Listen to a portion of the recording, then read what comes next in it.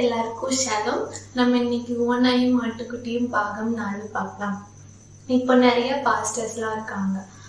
அவங்க பாஸ்டர்ஸ் என்ன பண்ணுவாங்க, அவங்க மக்கள்கிட்ட இன்னொரு பாஸ்டரை பற்றி அவங்க ஒரு கள்ள தீர்க்கதரிசி, அவங்க பண்ணுறதெல்லாம் கள்ள போதுவோம் அப்படி சொல்லுவாங்க. அந்த பாஸ்டரை இன்னொரு பாஸ்டர் அவங்க மக்கள்கிட்ட என்ன சொல்லுவாங்க, அந்த பாஸ்டர் ஒரு கள்ள தீர்க்கதரிசி, அவர் பண்ணுறதெல்லாம் கள்ள போதுவோம் அப்படி சொல்லுவாங்க. இதனால நடுவில் இருக்க மக்கள் யாரு தான் கள்ள தீர்க்கதரிசி, யாரு தான் கள்ள போதர்ன்னு தெரியாம திருன்னு முழிப்பாங்க. இன்னொரு கொஞ்சம் பீப்புள் என்ன பண்ணுவாங்க, இந்த பொலிட்டீஷியன்ஸ்ல கட்சியா இருப்பாங்கல்ல, அந்த ஒரு கட்சியில இருந்துட்டு அவங்க என்ன தப்பு பண்ணாலும் அவங்களுக்கு சப்போர்ட் பண்ணி அந்த கட்சி தான் நல்லதுன்னு சொல்ற மாதிரி இவங்க ஒரு சபையில ஒரு பாஸ்டர் கீழே இருந்துட்டு அவர் என்ன பண்ணாலும் அவர் பண்றதுதான் கரெக்ட், மற்றவங்க பண்றதுலாம் தப்பு அப்படின்னு சொல்லிட்டு இருப்பாங்க. இந்த மாதிரி அவங்க என்ன பண்ணுவாங்க, என்ன தப்பு பண்ணாலும் அதை அவங்க காமிக்காம அவங்க பண்றதுதான் கரெக்ட், இந்த மற்ற பாஸ்டர்ஸ் எல்லாம் பண்றது தப்பு அப்படி சொல்லிட்டு அவங்கள என்ன பண்ணுவாங்கன்னா கிரிட்டிசைஸ் பண்ண ஆரம்பிச்சுக்குவாங்க. இந்த மாதிரி கிரிட்டிசைஸ் பண்ண அவங்க முக்கியமா எடுத்துக்கிறது பைபிள் ரீடிங்ஸ் தான். இந்த மாதிரி வசனத்துல இருக்கு, ஆனா இவங்க என்னடானா இப்படி பண்றாங்க அப்படி சொல்லிட்டு பைபிளை வச்சுதான் என்ன பண்ணுவாங்கன்னா கிரிட்டிசைஸ் பண்ண ஆரம்பிப்பாங்க. இப்ப மட்டும் இல்ல, இந்த ஆதியில இருந்தே இந்த மாதிரி ப்ராப்ளம்ஸ் இருந்துட்டே இருக்கு. மோசஸ் இருந்தால மோசஸ் இருக்க காலகட்டத்துல அவர் கூடவும் தீர்க்கதரிசிகள் கொஞ்சம் பேர் இருந்தாங்க. அந்த தீர்க்கதரிசிகள் என்ன பண்ணாங்கன்னா மோசஸ்க்கு எதிராக என்ன பண்ணுவாங்கன்னா பேசுவாங்க, மோசஸ்க்கு எதிராக முறுமுறுப்பாங்க. அதே மாதிரி மோசஸ் என்ன பண்ணுவாரு, அவங்க தப்பு பண்ணும்போது நீங்க இந்த மாதிரி தப்பான வழியில நடக்கிறீங்கன்னு சொல்லிட்டு அவங்கள சொல்லுவாங்க. அதுக்கு பிறகு எரேமியா, எசேக்கியேல், எசாயா இந்த மாதிரி நிறைய தீர்க்கதரிசிகள் வந்தாங்க. அவங்க என்ன பண்ணுவாங்க, அவங்க கூட அவங்க காலகட்டத்துல இந்த தீர்க்கதரிசிகளை நீங்க இந்த மாதிரி தப்பான பாதையில நடந்துட்டு இருக்கீங்கன்னு சொல்லுவாங்க. அந்த தீர்க்கதரிசிகள் எசாயா, எரேமியா, எசேக்கியேலை பார்த்து நீங்க தான் ஒரு கள்ள தீர்க்கதரிசி, கள்ள போதகர்கள் அப்படி சொல்லுவாங்க. அவங்களுக்கு மட்டும் இல்லை, ஜீசஸே எடுத்துக்கோமே, ஜீசஸ் என்ன பண்ணுவாங்க, ஜீசஸையும் பரிசேயர்கள் என்ன பண்ணுவாங்க, கிரிட்டிசைஸ் பண்ணுவாங்க. ஜீசஸ் என்ன சொல்லுவாரு, பரிசேயர்களை பார்த்து விபச்சார சந்ததியினரே அப்படி சொல்லுவாரு. பரிசேயர்கள் ஜீசஸை பார்த்து என்ன சொல்லுவாங்க, நீங்க விபச்சார ஸ்திரீக்கு சப்போர்ட் பண்றீங்க, நீங்க எப்பவுமே விபச்சாரம் பண்ற அந்த மக்களோடையும் பாவிகளோடையும் இருக்கீங்க அப்படின்னு சொல்லிட்டு ஜீசஸை கிரிட்டிசைஸ் பண்ணுவாங்க. ஜீசஸ் பரிசேயர்களை பார்த்து என்ன சொல்லுவாரு, நீங்க பிசாசை பிடிச்சவங்க அப்படி சொல்லுவாரு. அதே மாதிரி பரிசேயர்கள் ஜீசஸை பார்த்து என்ன சொல்லுவாரு, நீங்க பிசாசோட தலைவனை வச்சுதான் பிசாசையும் ஓட்டுறீங்கன்னு ஜீசஸ் கிரிட்டிசைஸ் பண்ணுவாங்க. ஜீசஸ் பரிசேயர்கள் சொல்லுவாங்க, பரிசேயர்கள் ஜீசஸ் சொல்லுவாங்க. இந்த மாதிரி எல்லாரும் என்ன பண்றாங்க, அப்பையில இருந்து ஆதியில இருந்து இப்போ வரைக்கும் என்ன பண்றாங்க, இந்த மாதிரி இவங்க அவங்கள சொல்றாங்க, அவங்க இந்த மாதிரி சொல்றதால என்ன பண்றாங்க, மக்களுக்கு ரெண்டு பேருமே போதகர்கள் தானே, ரெண்டு பேருமே காடோட வாக் பண்றவங்க தானே. அதனால மக்கள் என்ன பண்ணிடுவாங்க, குழம்பிடுவாங்க, யாரு எப்படி அப்படி சொல்லிட்டு புரியாம யாருதான் கள்ள போதகர்கள், யாருதான் கள்ள தீர்க்கதரிசிகள், இவங்களும் காடோட தான் வாக் பண்றாங்க, அவங்களும் காடோட தானே வாக் பண்றாங்க, எப்படிதான் கண்டுபிடிக்கிறது அப்படி சொல்லிட்டு குழம்பிடுவாங்க. சரி, அதை பத்தி நம்ம இப்ப பார்ப்போமா? ஓகே, மோசஸோட ஸ்டோரி நான் சொல்றேன். ஆக்சுவலி மோசஸ் என்ன பண்ணிடுவாருன்னா, இஸ்ரேல் மக்கள் இருக்காங்கல்ல, அந்த மக்கள் இல்லாம வெளியில உள்ள ஒரு பொண்ணை கல்யாணம் பண்ணிடுவாரு.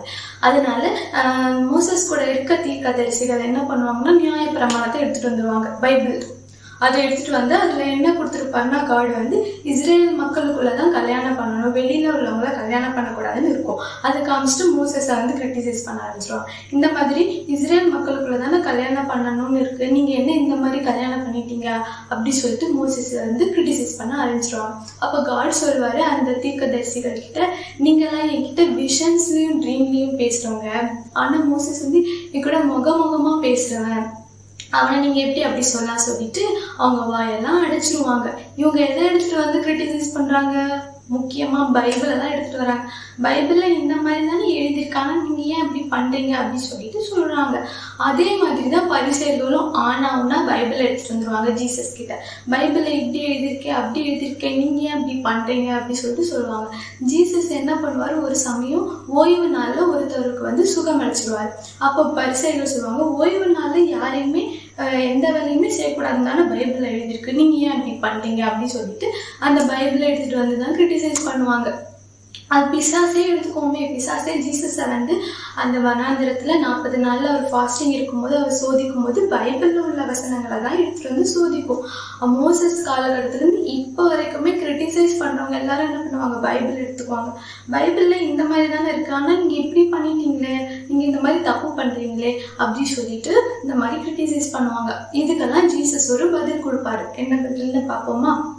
அவர் சொல்லுவாரு, ஆவியானவர் காத்து மாதிரி, அவர் நம்மளால பார்க்க முடியாது, அவர் நம்ம உணரதான் முடியும் அப்படி சொல்லிட்டு சொல்லுவாரு. அப்போ என்ன பண்ணுவாங்கன்னா, அங்க இருக்க மக்கள் அதை நம்பாம டவுட்டா பார்ப்பாங்க. அப்ப மட்டும் இல்லை, இப்ப வரைக்குமே ஆவியானவரை கிறிஸ்டியன்ஸ்லயே சிலர் ஏத்துக்கல. அந்த மாதிரி அப்போ ஜீசஸ் ஆவியானவரை பத்தி பேசும்போது எல்லாரும் டவுட்ஃபுல்லா பார்ப்பாங்க. அப்ப ஜீசஸ் சொல்வாரு, இந்த மாதிரி பூமிக்கு அடுத்த காரியங்களை சொன்னாலே நீங்க நம்ப மாட்டீங்களே, பரம காரியங்கள் எல்லாம் சொன்னா நீங்க எப்படி நம்புவீங்க அப்படி சொல்லிட்டு ஜீசஸ் சொல்வாரு. ஆக்சுவலி பூமிக்கு அடுத்த காரியம் ஒண்ணு இருக்கு, பரம காரியம்னு ஒண்ணு இருக்கு, பூமியில உள்ள காரியம்னு ஒண்ணு இருக்கு. பூமியில உள்ள காரியம்னா நார்மலா நம்ம கண்ணால பாக்குற மாமிசமான பொருள் எல்லாமே தான் பூமியில உள்ளது. பூமிக்கு அடுத்ததுன்னா என்ன தெரியுமா? ஹோலி ஸ்பிரிட், பரிசுத்த ஆவியானவரால ஆட்கொள்ளப்பட்ட அதனால நடக்கிற எல்லா விஷயங்களும் தான் பூமிக்கு அடுத்த காரியம்னு சொல்லுவாங்க. என்னது அதெல்லாம் அப்படி பார்ப்போமா? குணப்படுத்துறது, டங்ஸ் பேசுறது, அப்புறமா ஹீல் பண்றது, அப்புறமா தீர்க்க தரிசனம் சொல்றது, இதெல்லாம் தான் ஆவியானவரால நடக்கிற அந்த பூமிக்கு அடுத்த காரியங்கள். இதை இப்போ உள்ள கிறிஸ்டியன்ஸு சிலர் நம்ப மாட்டாங்க. ஸோ அவர் காட் ஜீசஸ் அதான் சொல்வார், பூமிக்கு அடுத்த காரியங்களே நீங்க நம்ப மாட்டீங்களே, இந்த மாதிரி ஹோலி ஸ்பிரிட் அவருடைய இதுவே நீங்க நம்ப மாட்டீங்களே, அடுத்து பூமிக்கு அடுத்த காரியங்களே நீங்க நம்ப மாட்டீங்களே, பரம காரியம்னு ஒண்ணு இருக்கு, அது நீங்க எப்படி நம்புவீங்க அப்படி சொல்லிட்டு சொல்லுவாரு. அந்த பரம காரியம் பத்திலாம் பைபிள்ல இல்லவே இல்லை. ஏன் தெரியுமா? அது யாருமே நம்ப மாட்டாங்க. அதனாலதான் பைபிள்ல அந்த மாதிரி விஷயங்களே இல்லை. சீஷர்கள் கூட சொல்லியிருப்பாங்க, ஜீசஸ் கூட நாங்க இருக்கும்போது நிறைய விஷயங்கள் நடந்துச்சு, அதெல்லாம் நீங்க நம்ப மாட்டீங்கன்னு தான் பைபிள்ல அதெல்லாம் எழுதப்படலை அப்படி சொல்லியிருப்பாங்க. அது மாதிரிதான் அந்த பரம காரியங்களும், அதெல்லாம் யாருமே நம்ப மாட்டாங்க சொல்லிட்டு என்ன பண்ணல, அந்த பைபிள்ல எழுதப்படலை. அதே மாதிரி ஜீசஸ் உயிர் தெழுந்துட்டு 40 நாள் என்ன பண்ணுவார்னா, சீஷர்கள் கூட பரலோக ராஜ்யத்தை பத்தி நிறைய சொல்லி கொடுப்பாரு. அதெல்லாமும் பைபிள்ல எழுதப்பட்டிருக்காது. ஏன்னா என்ன பண்ண மாட்டாங்க, அதெல்லாம் மக்கள் நம்ப மாட்டாங்க. ஸோ இந்த மாதிரி யாருமே நம்ப மாட்டாங்கன்னு சொல்லிட்டு அந்த மாதிரி பூமிக்கு அடுத்த காரியங்களும் அப்புறமா பூமிக்கு அடுத்த காரியங்கள் கூட எழுதப்பட்டிருப்பாங்க. அந்த பரம காரியங்கள், அந்த 40 நாள் அவர் பரலோக ராஜ்யத்தை பத்தி டீச் பண்ணது, அப்புறம் ஜீசஸ் லைஃப்ல நடந்த நிறைய விஷயங்கள் என்ன படலை, பைபிள்ல எழுதப்படலை. அந்த மாதிரி பைபிள்ல எல்லாமே இருக்குன்னு கிடையாது. அதுல இந்த மாதிரி விஷயங்கள்லாம் இல்லைல்ல. ஸோ நம்ம என்ன பண்ண முடியாது, அந்த பைபிள்ல உள்ள திங்ஸை வச்சுட்டு இவங்க தான் கள்ளத்திற்கதரிசி, இவங்க தான் கள்ளபோதகர்கள், நம்ம யாரையுமே கிரிட்டிசைஸ் பண்ண முடியாது. பைபிள்ல பேசிக்கான விஷயங்கள் மட்டும்தான் இருக்கும். அதுல எல்லாமே இருக்காது. ஒருத்தவங்க லைஃப்ல நம்ம எப்படி அவங்க ஊழியம் செய்யறாங்க, அவங்க கள்ளத்திற்கதரிசியா நல்ல திர்க்கதரிசியா, இதெல்லாம் நம்ம பைபிள்ல ஆராய்ச்சி பண்ணி அவங்கள நம்ம கண்டுபிடிக்க கண்டிப்பா முடியாது. ஆனா மோசஸ்ல இருந்து இப்போ வரைக்கும் என்னதான் பண்றாங்க, அந்த பைபிளை தான் எடுத்துட்டு அவங்க இதுல இப்படி இருக்கே, நீங்க இப்படி பண்ணிட்டீங்களே அப்படி சொல்லிட்டு கிரிட்டிசைஸ் பண்ணிட்டு இருக்காங்க. பைபிள்ங்கிறது ஒரு பேசிக், அது காடை பத்தி ஒரு பேசிக்கான ஒரு விஷயம் தான் இருக்குமே தவிர அதுல டீப்பானதும் நிறைய விஷயங்களும் அதுல என்ன பண்ணலன்னா எழுதப்படவே இல்லை. அதனால நம்ம என்ன பண்ணக்கூடாது, பைபிளை பத்தி நம்ம புரிஞ்சுக்கணும். ஓகே, நம்ம பைபிள்ல மோசஸ் பத்தி நம்ம என்ன நினைப்போம், மோசஸ்னாலே பயங்கரமான ஒரு பெரிய கேரக்டர், அவர் நிறைய அற்புதங்கள்லாம் செஞ்சிருக்காரு. மோசஸ்னாலே ஒரு பெரிய கேப்டன், அவர் நல்லா இஸ்ரேல் மக்களுக்காக அதெல்லாம் பண்ணாரு அப்படி சொல்லிட்டு மோசஸை பத்தி எல்லாரும் நம்ம என்ன பண்ணுவோம், நம்ம வாயை பொழுதுட்டு பேசுவோம். ஆனா மோசஸ் காலகட்டத்துல இருந்த அவங்க கூட இருந்த மக்களும் அவங்க கூட இருந்த தீர்க்கதரிசிகள் அவருக்கு எதிராக பேசியிருக்காங்க, அவங்கள ஏத்துக்கல, அவருக்கு எதிராக என்ன பண்ணியிருக்காங்க, முறுமுறுத்திருக்காங்க. அதே மாதிரிதான் எசேக்கியேல், எரேமியா, அந்த மாதிரி தீர்க்கதரிசிகளை நம்ம இப்ப ரொம்ப பெருசா பேசுறோம். ஆனா அவங்க காலகட்டத்துல உள்ள மக்கள் என்ன பண்ணல, அவங்களெல்லாம் ஏத்துக்கல, அவங்களுக்கு எதிராக பேசியிருக்காங்க, அவங்கள கிரிட்டிசைஸும் பண்ணியிருக்காங்க. ஏன் இவ்வளவு, ஏன் ஜீசஸ்லயே என்ன பண்ணல, நிறைய பேர் ஏத்துக்கல, அவரையும் என்னதான் பண்ணாங்க, கிரிட்டிசைஸ் தான் பண்ணாங்க. அதுக்கு பிறகு சீஷர்கள்லாம் வந்தாங்க, அவங்களையும் சீஷர்கள், அப்போஸ்டல்ஸ், அவங்க எல்லாருமே வந்தாங்க. அவங்க எல்லாரையும் என்ன பண்ணல, மக்கள் எல்லாருமே ஏத்துக்கிட்டாங்க. ஆனா எல்லாருமே அவங்கள என்ன பண்ணல, ஏத்துக்கல, அவங்களுக்கு எதிராக பேசினாங்க. அதுக்கு பிறகு சீஷர்கள், அப்போஸ்டல்கள், அவங்களுக்கெல்லாம் பிறகு மதர் தெரேசாலாம் வந்தாங்க. மதர் தெரேசானா எல்லாரும் என்ன சொல்லுவோம், சூப்பரா வாவ் அப்படி சொல்லிட்டு சொல்லுவோம், அவங்க ரொம்ப நல்லவங்க, அவங்க ஏழைகளுக்காக இவ்வளவு கஷ்டப்பட்டு இவ்வளவு வேலைகள் செஞ்சாங்க அப்படிலாம் சொல்லுவோம். ஆனா அவங்க என்ன பண்ணாங்க, எல்லார்கிட்டையும் கையேந்தி தான் காசு வாங்கி அவங்களுக்கு ஏழைகளுக்கு ஹெல்ப் பண்ணாங்க. அப்ப எவ்வளவு சபைகள் இருந்துச்சு, எவ்வளவு காணிக்கையெல்லாம் இருந்துச்சு மதர் தெரேசா இருந்த காலகட்டத்துல. அவங்களுக்கு ஹெல்ப் பண்ணி இருந்திருந்தா அந்த மாதிரி பிச்சை எடுக்கிற நிலைமை வந்திருக்காதுல. அவங்க முகத்துல காரி கூட துப்பியிருக்காங்களாம். அந்த மாதிரி நிலைமையில தான் அவங்க என்ன பண்ணாங்க, சேவை செஞ்சாங்க. ஆனா அப்போ உள்ள மக்கள் அவங்கள ஏத்துக்காததால தானே அந்த நிலைமை வந்திருக்கு. ஆனா அவங்க இறந்துட்ட பிறகு இப்ப அவங்கள என்ன பண்ணுவோம், செயின்டா ஏத்துக்குவோம், அவங்கள தலையில தூக்கி வச்சு ஆடுவோம், அவங்கள பத்தி பெருமையா பேசுவோம். அவங்க உயிரோட இருக்கும்போது யாருமே எதுவுமே ஏத்துக்க மாட்டோம். ஆனா அவங்க இறந்துட்ட பிறகுதான் அவங்கள பத்தி பயங்கரமா பேசுவோம். இதுக்கு பேர் நடிப்பு தான். இதெல்லாம் உயிரோட இருக்கும் போதே அவங்களை நம்ம ஏத்துக்கிட்டாதான் அது உண்மையா நம்ம அவங்களை அக்செப்ட் பண்ணணும்னு அர்த்தம். அவங்க செத்த பிறகு மாலை போட்டு அவங்கள பெருமைப்படுத்த புகழ்றது அதெல்லாம் ஒரு பொய்யான ஒரு விஷயம். ஜீசஸ் எல்லாரும் சொல்லுவோம், ஜீசஸ் காலகட்டத்துல நான் இருந்திருந்தேன்னா நான் ரொம்ப ஜாலியா இருந்திருப்பேன், ஜீசஸ் கூட இருந்திருப்பேன் அப்படிலாம் சொல்லுவோம். ஆனா உண்மையிலே நீங்க ஜீசஸ் அவரோட காலகட்டத்துல தான் ஏத்திருப்பீங்களா அப்படின்றது நீங்க தான் உங்களுக்குள்ளே என்ன பண்ணணும், உங்களை ஆராய்ஞ்சு அறிஞ்சுக்கணும். அதனாலதான் ஜீசஸ் சொல்வாரு, நீங்க கண்ணால பாக்குற சகோதரனையும் ஏத்துக்கலையே, அவரே நீங்க கண்ணால பாக்குற சகோதரனையும் நீங்க நேசிக்கலன்னு வச்சுக்கோங்க, கண்ணால பார்க்காத காடை நீங்க என்ன பண்ண முடியாது, நேசிக்கவே முடியாது அப்படி சொல்லிட்டு சிம்பிளா சொல்லிடுவாரு. நீங்க இப்ப இருக்கிற ஏழைகளுக்கும் கஷ்டப்படுறவங்களுக்கும் நீங்க ஹெல்ப் பண்ணி அவங்கள நேசிக்கலன்னு வச்சுக்கோங்களேன். நீங்க ஜீசஸ் கூட ஜீசஸ் காலகட்டத்துல இருந்திருந்தாலும் என்ன பண்ணிருக்க மாட்டீங்க, ஜீசஸையும் என்ன பண்ணிருக்க மாட்டீங்க, அக்செப்டே பண்ணிருக்க மாட்டீங்க. அதனாலதான் ஜீசஸ் என்ன சொல்றாரு, நீங்க கண்ணால பார்த்த சகோதரனை நேசிக்கிற ஒழிய, அது அவங்களே நீங்க நேசிக்கலன்னா நீங்க கண்ணால காணாத காடை சொல்றதெல்லாம் பொய் தான் அப்படி சொல்றாங்க. அதனாலதான் மோசஸா இருக்கட்டும், பெரிய பெரிய எரேமியா, எசேக்கியேல் அந்த மாதிரி ப்ராஃபட்ஸா இருக்கட்டும், சீஷர்கள், அப்போஸ்தலர்கள், ஏன் ஜீசஸே இருக்கட்டுமே, நம்ம எல்லாருமே பயங்கரமா பேசுவோம். ஆனா உண்மையிலேயே அவங்களோட காலகட்டத்துல நம்ம அவங்களோட இருந்திருந்தா அவங்கள ஏத்துக்குவோமாங்கிறது உண்மையிலே ஒரு கொஸ்டினான ஒரு விஷயம்தான். ஆனா எல்லாரும் சொல்லிடுவோம் உடனே, இப்பெல்லாம் எங்க ஒரு நல்ல தீர்க்கதரிசிகளே இல்லையே, நல்ல ஒரு போதகர்களே இல்லை ஏத்துக்க அப்படி சொல்லிட்டு சொல்லுவாங்க. அப்பல இருந்து இப்போ வரைக்கும் இருக்கதான் செய்யறாங்க. அவங்க அப்படி சொல்லுவாங்க, நம்ம இப்பெல்லாம் நல்ல போதகர்கள், நல்ல தீர்க்கதரிசிகள் இருந்தா நாங்க கண்டிப்பா அவங்களை ஏத்துக்குவோம், அவங்களுக்கு நாங்க அவங்க கூட நிற்போம் அப்படி சொல்லுவாங்க. அப்படி அப்பல இருந்து இப்போ வரைக்கும் இருந்துகிட்டு தான் இருக்காங்க. இந்த காலகட்டத்திலயும் நிறைய மதர் தெரேசாக்கள் இருக்காங்க.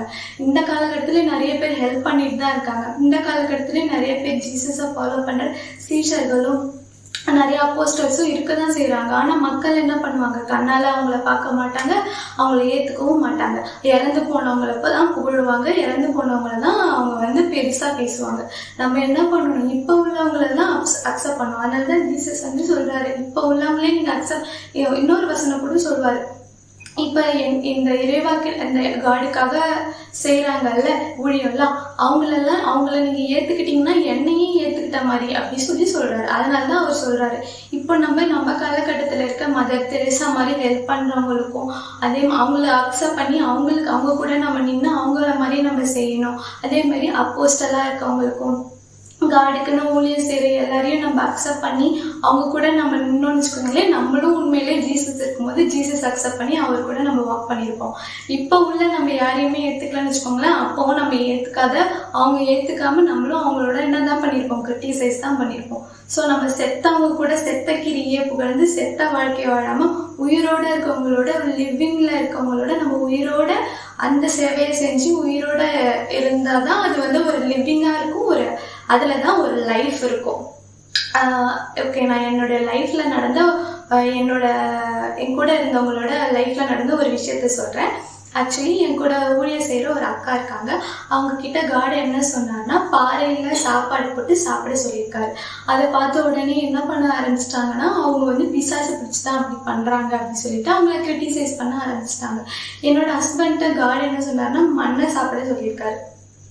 உடனே பைபிள் வசனத்தெல்லாம் எடுத்துன்னு வந்துட்டு பிசாசு தானே மண்ணெல்லாம் சாப்பிடுவான், அப்படின்னா உனக்கு பிசாசு பிடிச்சிருக்கு அப்படி சொல்லிட்டு என் ஹஸ்பண்டையும் கிரிட்டிசைஸ் பண்ண ஆரம்பிச்சிட்டாங்க. இதெல்லாம் நீ ஏன் சொல்றீங்க அப்படி சொல்லி கேட்குறீங்களா? ஓகே, நான் ஒரு பைபிள்ல ஒரு இன்சிடென்ட் சொல்றேன். அது நீங்க படிச்சிருப்பீங்களான்னு எனக்கு தெரியல. இதை நான் சொல்றேன், கீழேயும் நான் அந்த வசனத்தை போடுறேன் பாருங்க. எசேக்கியேல் தீர்க்கதரிசி இருப்பாரு. எசேக்கியேல் தீர்க்கதரிசி கிட்ட காட் என்ன சொல்லியிருப்பாருன்னா, மனுஷ கழிவை சாப்பிட சொல்லியிருப்பாரு. எதுக்காகன்னா இஸ்ரேல் மக்கள் கிட்ட அவங்க எப்படி இருக்காங்கன்னு அவங்க தெரியப்படுத்துறதுக்காக அந்த மனுஷ கழிவை வந்து சாப்பிட சொல்லியிருப்பாரு. எசேக்கியேல் வந்து இஸ்ரேல் மக்களோட இருக்கிறவரில் அவர் நியாய பிரமாணத்தெல்லாம் ஃபாலோ பண்றாரு. அவங்க என்ன பண்ணுவாங்கன்னா தீட்டுப்பட்டதெல்லாம் சாப்பிட மாட்டாங்க. அதெல்லாம் அவங்க என்ன பண்ணுவாங்கன்னா அதெல்லாம் சாப்பிடக்கூடாதுன்னு தான் நியாய பிரமாணத்துல இருக்கு. அதனால சாப்பிட மாட்டாங்க. உடனே அவர் அழுவாரு. அழுதுட்டு காட்ட சொல்லுவாரு, நான்லாம் தீட்டுப்பட்டதையே சாப்பிட மாட்டேன், என்ன போய் மனித கழிவு போய் சாப்பிட சொல்றீங்களே அப்படின்னு சொல்லிட்டு அழுவாரு. சரி போட்டுன்ட்டு காட் சொல்லுவார், சரி நீ போயிட்டு மாட்டு சாணத்தையாவது சாப்பிடு அப்படின்னு சொல்லிட்டு சொல்லுவாரு.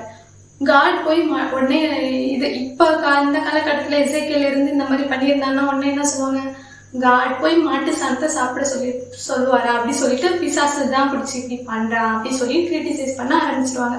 ஆனா எசேக்கியேல் கிட்ட காட் உண்மையில என்னதான் சொல்லியிருக்காரு, மாட்டு சாணத்தை தான் சாப்பிட சொல்லியிருக்காரு. இந்த மாதிரி தான் அதுவும் என் கூட இருந்த அந்த அக்காவை வந்து அந்த பாறையிலேருந்து சாப்பிட சொன்னது, என்னோட ஹஸ்பண்டை வந்து மண்ணை சாப்பிட சொன்னது, அந்த மாதிரி தான் இது. அது வந்து காட் சொல்லி தான் அவங்க செஞ்சுருக்காங்க. உடனே நம்ம என்ன பண்ணக்கூடாது, பைபிள் ஏதாவது ஒரு வசனத்தை அது பிசாசோட எடுத்து கனெக்ட் பண்ணி இது வந்து பிசாசால தான் இவங்க இப்படி செய்கிறாங்க அப்படி சொல்லிட்டு நம்ம வந்து சொல்லிடக்கூடாது. அதே மாதிரி பீட்டரும் அப்படிதான். பீட்டரும் வந்து இஸ்ரேல் மக்களோட தானே இருந்துட்டு வர்றாரு. அவரும் தீட்டுப்பட்டதெல்லாம் சாப்பிட மாட்டாரு. அவருக்கு வந்து ஒரு விஷன்ல என்ன வரும்னா, அவருக்கு முன்னாடி வந்து தீட்டான விலங்குகள் அதெல்லாம் வந்துடும். உடனே காட் சொல்லுவாரு, எழுந்து நீ அதை அடிச்சு புசி அப்படி சொல்லிட்டு சொல்லுவார். உடனே அவர் காட்ட சொல்லுவாரு, இதெல்லாம் தீட்டுப்பட்டதாச்சு, நான் சின்ன வயசுல இருந்து இதெல்லாம் நான் தொடக்கூட மாட்டேன், நான் இதை எப்படி சாப்பிட்றது அப்படி சொல்லுவார். நான் தான் சொல்றேன் அப்படி சொல்லிட்டு அதை சாப்பிட சொல்லுவார். காட் தானே முன்னாடி நியாயப்பிரமாணத்துக்கு தீட்டுப்பட்டதெல்லாம் சாப்பிடக்கூடாது சொல்லியிருக்காரு. ஆனா அதே காட் தானே அதையும் சாப்பிட சொல்லியிருக்காரு. அந்த இப்போ பீட்டரையும் அந்த தீட்டுப்பட்டதை தானே எடுத்து சாப்பிட சொல்றாரு. ஸோ காட் என்ன சொல்ல வராருங்கிறது தான் முக்கியம். ஆல்ரெடி எழுதியிருக்காங்க பைபிளை நம்ம எடுத்துட்டு போயிட்டு இதுல இப்படிதானே இருக்கு, அதுல அப்படிதானே இருக்கு அப்படி சொல்லிட்டு நம்ம என்ன பண்ணக்கூடாது, நம்ம பார்க்கக்கூடாது. இது வந்து எங்க லைஃப்லயும் என்ன பண்ணுவாருன்னா, ஜீசஸ் வந்து காட் வந்து எங்ககிட்ட வந்து நிறைய முறை நான்வெஜ்லாம் நீங்க எடுக்காதீங்க சொல்லுவாரு. ஆனா சில முறை என்ன சாப்பிடவும் சொல்லுவாரு. அது வந்து நான்வெஜ் எடுக்கக்கூடாதோ எடுக்கிறது அது மேட்டர் இல்லை, காட் என்ன சொல்றாரு அப்படிங்கிறது தான் மேட்டர். இன்னும் தெளிவா ஜீசஸ் லைஃப்லயே ஒன்று பார்ப்போமா. ஜீசஸ் லைஃப்ல இருப்பார்ல ஜான் தி பேப்டிஸ்ட், அவர் என்ன பண்ணுவாராம், காட்டிலே இருப்பாராம். காட்டிலே இருந்துட்டு வெட்டிக்கிளியே தான் சாப்பிடுவாராம், காட்டு தேனை தான் குடிப்பாராம். ட்ரெஸ் வந்து என்ன மாதிரி ட்ரெஸ் தெரியுமா போட்டிருப்பாராம், சாக்குல இருக்கும்ல, சாக்கு இருக்கும்ல அந்த மாதிரி ஒரு ட்ரெஸ் தான் போட்டிருப்பாராம். பார்த்தாலே ஒரு காட்டான். இப்போ ஜான் தி பேப்டிஸ்ட் இருந்தா என்ன சொல்லியிருப்பாங்க, சீ காட்டான் வரான் பாரு அப்படி சொல்ற மாதிரி தான் அவரோட அப்பியரன்ஸே இருக்குமா. அதே மாதிரி பழைய ஏற்பாட்டுல நிறைய இறைவாக்கினர்கள்லாம் எப்படி இருப்பாங்க, அந்த தீர்க்கதரிசிகள்லாம் பார்க்கவே ஒரு மாதிரி பயமா இருப்பாங்களாம். ஆனா அவங்க யாரு, காடோட ஒர்க் பண்ணி காட்டாந்து தானே வராங்க. ஸோ நம்ம என்ன பண்ணிட முடியாது, அவங்க அப்பியரன்ஸை பார்த்துட்டு இந்த மாதிரி இருக்காங்கன்றதுக்காக அவங்கள பிசாசு பிடிச்சவங்கன்னு சொல்லிட முடியாது. அதுக்காக அழகா கோட் சூட் போட்டு அழகா ட்ரெஸ் பண்ணிட்டு இருக்கவங்கள நம்ம நல்ல போதகர்கள்னு சொல்ல முடியாது. அவர் என்ன பண்ணுவாராம், அந்த மாதிரி சாக்கு துணிலாம் போட்டுட்டு வெட்டுக்கிளி சாப்பிட்டுட்டு தேன்லாம் சாப்பிட்டுட்டு இருப்பாராம். அவங்களெல்லாம் என்ன சொல்லிடுவாங்களாம், ஜான் தி பேப்டிஸ்ட் மக்கள் என்ன சொல்லிடுவாங்களாம், இவர் வந்து பிசாசு பிடிச்சிருச்சு, அதனாலதான் இவர் வந்து காட்டு தேனையும் வெட்டுக்கிளியும் பிடிச்சி சாப்பிட்டுட்டு இருக்காருன்னு சொல்லிடுவாங்களாம். அதே மாதிரி ஜீசஸ் என்ன பண்ணுவாரு, அவர் வந்து நல்லா சாப்பிடுவாரு. அவர் என்ன சொல்லுவாங்களாம், நீ வந்து பெருந்தினிக்காரன், ஜீசஸ வந்து பெருந்தினிக்காரன் தான் நீ இப்படி சாப்பிடுற, நீ வந்து ஒரு குடிகாரன் அப்படின்னு சொல்லிட்டு சொல்லுவாராம். அவங்க வந்து வைன் குடிப்பாங்கல்ல, அதுக்காக ஜீசஸ் வந்து குடிகாரன் அப்படின்னு சொல்லிட்டு சொல்லுவாங்க. அதனாலதான் ஜீசஸ் சொல்லுவாரு, ஜான் தி பேப்டிஸ்ட் இருந்தாரு, அவரு காட்டு தேனியும் வெட்டிக்கிளியும் சாப்பிட்டாரு, அவர் பிசாசு பிடிச்சோன்னு சொன்னீங்க, நான் வந்து நல்லா தான் சாப்பிட்டுட்டு இருக்கேன், என்னை பார்த்து குடிகாரன்றீங்க, நீங்க இப்படி பண்ணாலும் தப்பு தான் சொல்றீங்க, அப்படி பண்ணாலும் தப்பு தான் சொல்றீங்க அப்படின்னு சொல்லி ஜீசஸ் வந்து அழகா சொல்லியிருப்பாரு. ஸோ நம்ம என்ன பண்ணிடக்கூடாது, அவங்க சாப்பிட்றத வச்சோ அவங்களோட அப்பியரன்ஸை வச்சோ நம்ம என்ன பண்ணிட முடியாது, அவங்க வந்து இந்த மாதிரி அவங்க வந்து பிசாசு பிடிச்சவங்க, அவங்க வந்து கள்ள தீர்க்கதரிசின்னு சொல்லிட்டு நம்ம அவங்கள கிரிட்டிசைஸும் பண்ண முடியாது. அவங்க நல்லா வந்து ட்ரெஸ் பண்ணிட்டு இருக்கிறதுக்காக நம்ம என்ன பண்ண முடியாது, அவங்கள நல்ல போதகர்கள்னு சொல்ல முடியாது. நான் இதில் என்ன சொல்ல வரேன்னா, அவங்களோட வெளி தோற்றத்தை பார்த்து அந்த மாமிசமான விஷயங்களை பார்த்து அந்த மாமிசமா நீங்க எடை போடாதீங்க அப்படிதான் நான் உங்களுக்கு சொல்ல வரேன். அதுல வந்து நீங்க அவங்க ஆவி ஸ்பிரிட் வேர்ல்டுல காடோட கனெக்ட் ஆகி அந்த விஷயத்தெல்லாம் செய்யறாங்க. அதே மாதிரி அவங்க பண்றதெல்லாம் பைபிள்ல எங்க இருக்கு அப்படின்னு சொல்லிட்டு போய் நம்மளால என்ன பண்ணவும் முடியாது, தேடவும் முடியாது. எல்லாமே பைபிள்ல இருக்காது. பைபிள்ல என்ன விஷயங்கள்லாம் இருக்கும், பேசிக்கான விஷயங்கள் தான் இருக்கும். ஸோ அப்போ பைபிள்ல என்னதான் அது இருக்கு இருக்கு அப்படி சொல்லி பார்ப்போமா? ஆக்சுவலி மக்கள் என்ன பண்ணுவாங்கன்னா காடோட கனெக்ஷனே இல்லாமல் போயிடுவாங்க. மக்களுக்கும் காடுக்கும் சுத்தமாக கனெக்ஷன் இல்லாமல் மக்கள் வந்து என்ன பண்ணுறாங்கன்னே தெரியாமல் தாறுமாறான ஒரு வாழ்க்கையை வந்து வாழ்ந்துட்டு கஷ்டப்படுவாங்க ரொம்ப அவங்க லைஃப்பில். எப்படி தெரியுமா? இப்போ நம்ம 2020 ரீசெண்டாக வந்து இந்த பாம்பு சாப்பிட்டு கொரோனாலாம் வந்து வேர்ல்டே ரொம்ப கஷ்டப்பட்டுச்சுல. அந்த மாதிரி அவங்களுக்கு என்ன சாப்பிட்றது, என்ன பண்ணுறது, என்ன பண்ணக்கூடாது எதுவுமே தெரியாது. அதனால காட் வந்து பாசமாக ஒரு அப்பாவை போல மோசஸ் வழியாக என்ன பண்ணுவார், நீங்கள் இதெல்லாம் சாப்பிடுங்க, இதெல்லாம் சாப்பிட்டா உடம்புக்கு நல்லது, இதெல்லாம் சாப்பிடாதீங்க, இதெல்லாம் வந்து தீட்டானது அப்படின்னு சொல்லி தருவார். அதே மாதிரி இந்த விஷயங்கள்லாம் நீங்கள் செய்யுங்க, இந்த விஷயங்கள்லாம் செய்யாதீங்க அப்படின்னு சொல்லிட்டு மக்களுக்கும் காடுக்கும் சுத்தமாக கனெக்ஷன் இல்லாததால மோசஸ் வழியாக பைபிள்னு ஒரு நியாயப்பிரமாணம்னு ஒன்று கொடுத்து அதை எழுதி அவங்களுக்கு வந்து இதை ஃபாலோ பண்ணுங்க அப்படின்னு சொல்லுவார். ஏன் அதை சொன்னார்? அவங்களுக்கும் மக்களுக்கும் காடுக்கும் சுத்தமாக என்ன இல்லை, கனெக்ஷனே இல்லை. அதனால தான் அந்த நியாயப்பிரமாணம்னு ஒன்று வந்துச்சு. அவங்களுக்கு வந்து அன்பா இதெல்லாம் பண்ணுங்க, இதெல்லாம் பண்ணாதீங்கன்னு அவர் சொல்லி கொடுத்தது தான் அந்த பைபிளாக வந்து எழுதி வச்சுருக்காங்க. ஆபிரகாம் காலகட்டத்திலலாம் பைபிளே இல்லை. ஏன்னா ஆபிரகாம் வந்து அவர் லைவாக வந்து காடோட வாக் பண்ணிகிட்டே இருக்காரு. அவர் காட் சொல்கிறத கேட்டு கேட்டு அதை வந்து என்ன பண்ணிகிட்டே இருக்காரு, அதெல்லாம் அவர் லைஃப்பில் செஞ்சுட்டே இருக்காரு.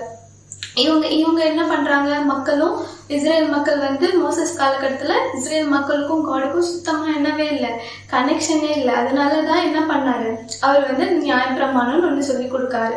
ஸோ அதுலதான் அந்த பைபிள்ன்றது அதுதான் அந்த பைபிளே. அந்த அவங்க வந்து காடுக்கும் மக்களுக்கும் கனெக்ஷனே இல்லாம இருக்கும்போது இதெல்லாம் பண்ணுங்க, இதெல்லாம் பண்ணாதீங்கன்னு சொல்லி எழுதி கொடுத்தது அந்த நியாயப்பிரமாணம். அப்புறமா தீர்க்கதரிசிகள் வந்து மற்றவங்க லைஃப்பை வந்து கேட்டு எழுதின அவங்களோட ஸ்டோரி.